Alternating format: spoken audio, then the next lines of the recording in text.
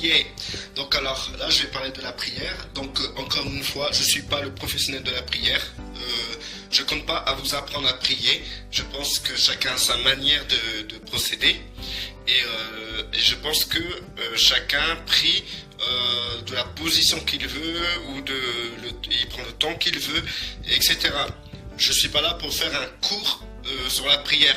D'ailleurs, il y a assez de vidéos sur internet qui parlent de ça. J'ai besoin de rien rajouter. Mais par contre, ce que je peux dire, c'est de vous encourager. Ce que je peux faire, c'est de vous encourager. Et je veux vous encourager à prier. Maintenant, il y a beaucoup de prières qu'on a pu faire. Bah, d'ailleurs, moi, ça m'est arrivé. Et ces prières que j'ai pu faire, parfois, ça s'est pas exaucé, quoi. Et c'est pas des prières égocentriques. Qu'est-ce que j'appelle par prière égocentrique? C'est les prières qui concernent votre ventre. Quand vous priez le Père pour votre situation sociale, économique, professionnelle, vous priez pour votre propre nombril, votre ventre, quoi. Et c'est ce genre de prière égoïste. Et c'est ces prières-là qui ne sont pas souvent écoutées. Parce que il est écrit que pourquoi vos prières ne sont pas exaucées, c'est que vous priez pour vos propres désirs. Et pourquoi il n'y a pas de problème? Pourquoi ça ne marcherait pas qu'on prierait pour nos propres désirs?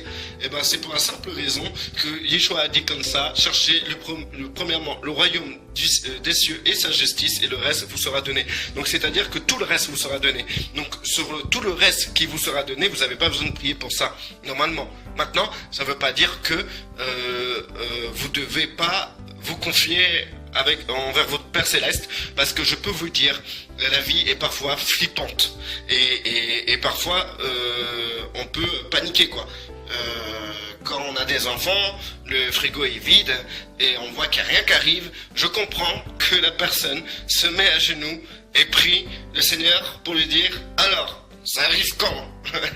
Du coup, vous pouvez parler au Père de vos inquiétudes, mais il faut que vous sachiez que même si vous priez le Père pour vos inquiétudes, le Père vous conduira toujours à aller rechercher le royaume des cieux et sa justice, et à vous rassurer que le reste vous sera donné. Donc, cherchez le royaume des cieux et sa justice, ça suffit, c'est ce que le Père vous demande, votre obligation. Et le reste, perdez pas de temps à prier pour ça. Perdez pas de temps.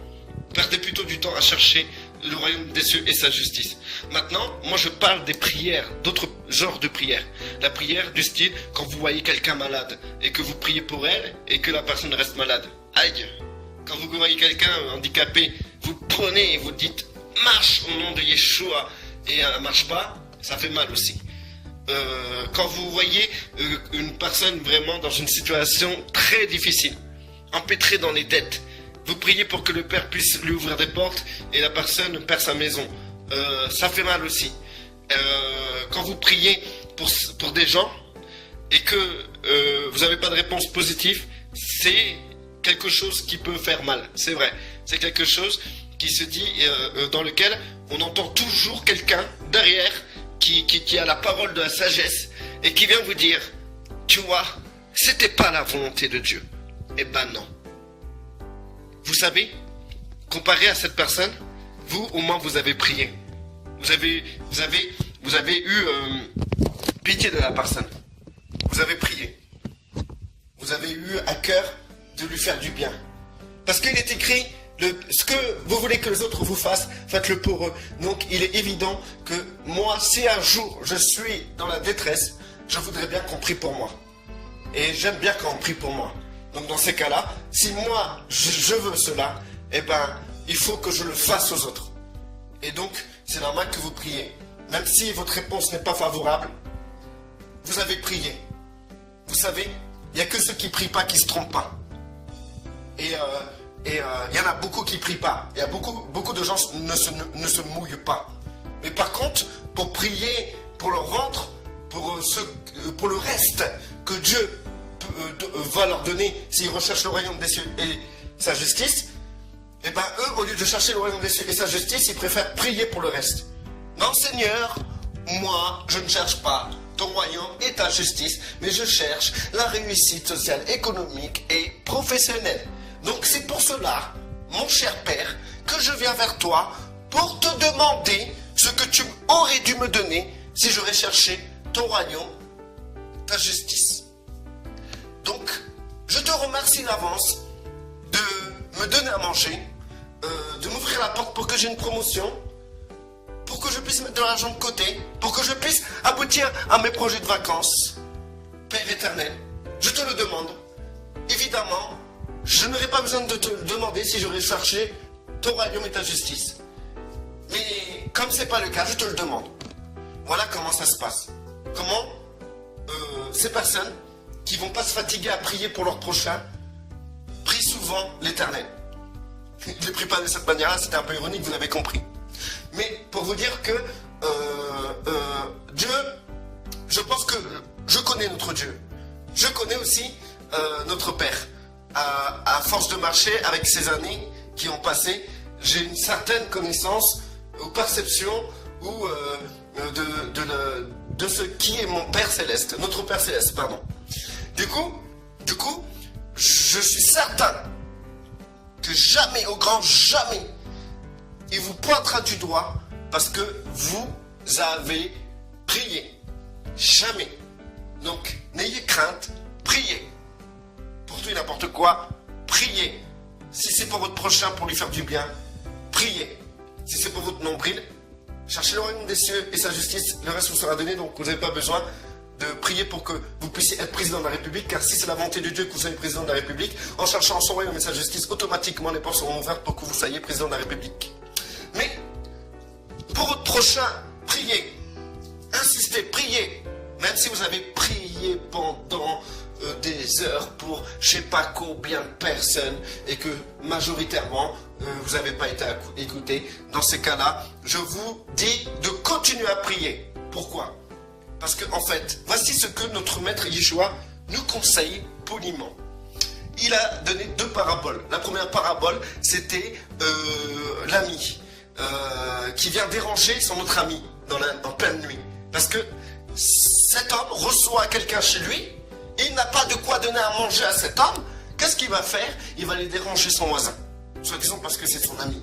Donc il va frapper à sa porte, il va le réveiller en pleine nuit. En plus, imaginez-vous que peut-être il était en train de rêver. Et dans son rêve, il se voyait super bien, posé, etc. Il était tranquille et tout, il volait. Et d'un coup, il entend que ça, on frappe à sa porte. Il se réveille. Pourquoi? Pour un simple raison, parce que l'autre, il veut du pain. Et en plus, c'est même pas pour lui. C'est pour un gars qui connaît même pas. Mais dans cette parabole, le Seigneur a dit que rien qu'à cause du dérangement, cet ami lui a donné ce pain pour qu'il le laisse tranquille.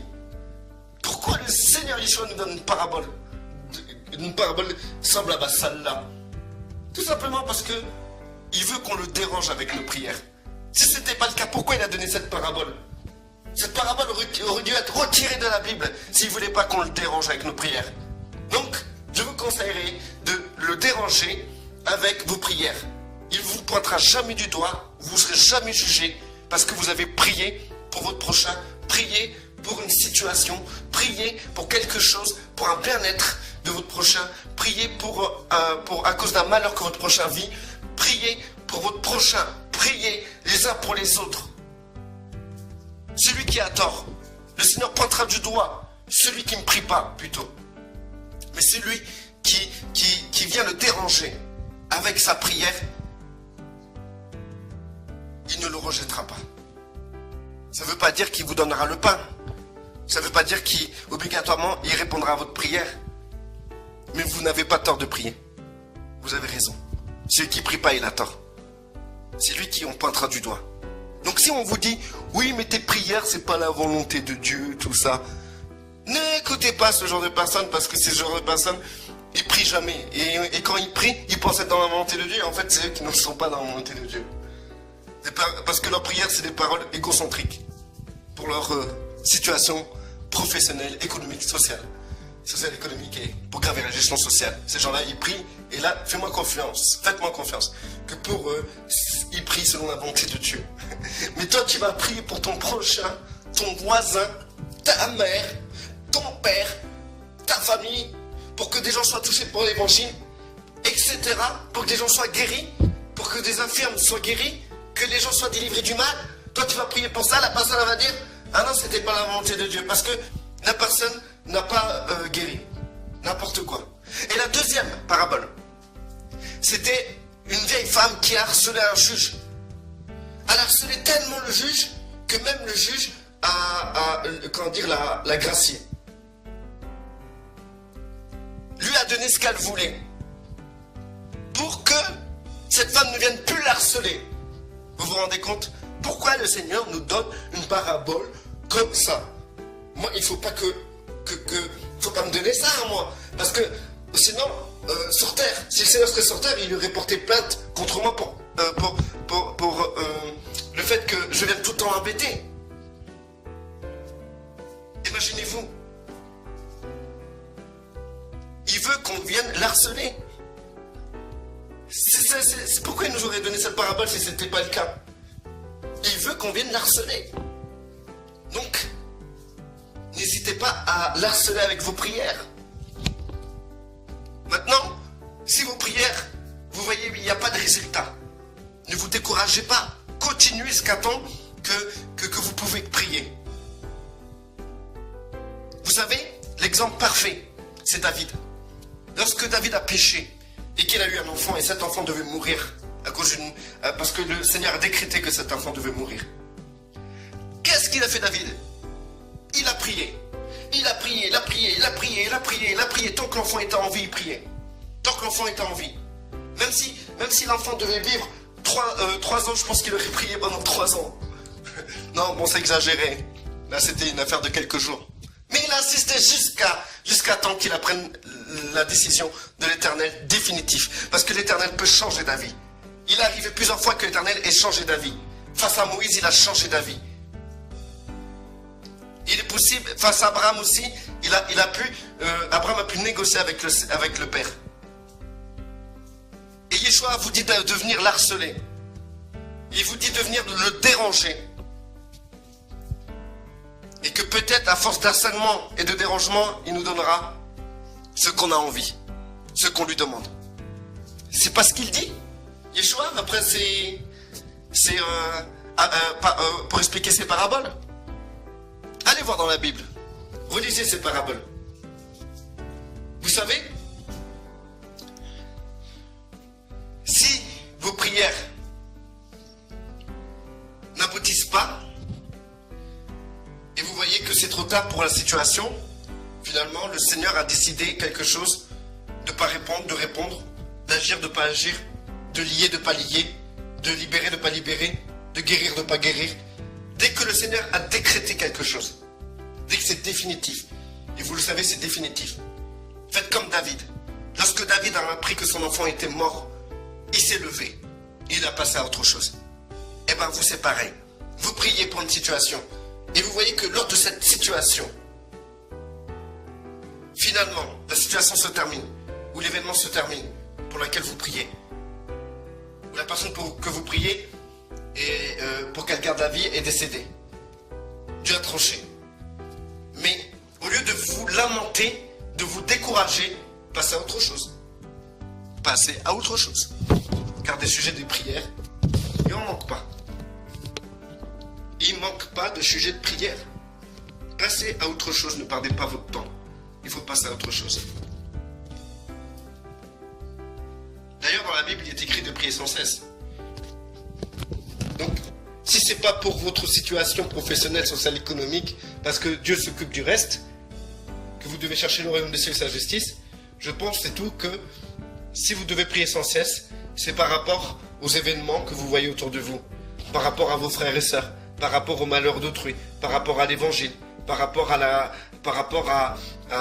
des situations qui vous touchent dans votre cœur. Mais je pense que la prière est ciblée pour votre environnement. Et la prière qui vous concerne à vous, pour le Père, vous pouvez communier avec le Père. Il n'y a aucun souci, le Père ne vous rejette pas. Moi, je vous parle de prière pour des demandes comme la guérison d'une personne, la délivrance d'une personne, que la personne puisse avoir la porte ouverte, la personne puisse trouver la maison, la personne puisse faire ça, la personne, etc. Moi, je vous parle, comment dire, de ce genre de prière-là. Mais sinon, il ne faut pas mettre de côté la prière dans laquelle vous devez communier avec le Père. Et ni la prière d'intercession, que vous devez consacrer un temps chaque jour pour ça. Pour ça. Ou sinon le Seigneur vous réveille la nuit. Vous voyez? Donc, prenez courage, venez, allez harceler le Seigneur et allez l'embêter avec vos prières.